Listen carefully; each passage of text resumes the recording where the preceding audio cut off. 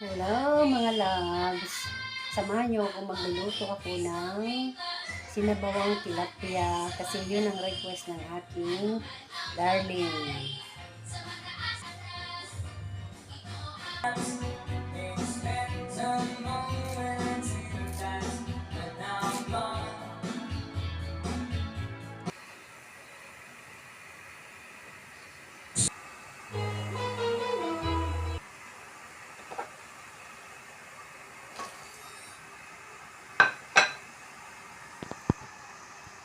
Nailagay na natin ang tilapia. Sunod na natin ang malunggay.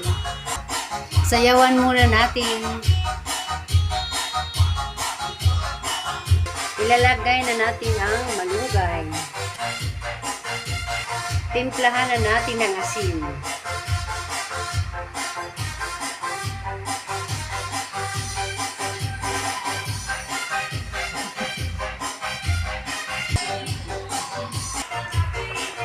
Sarap, kain na tayo. May ulam na.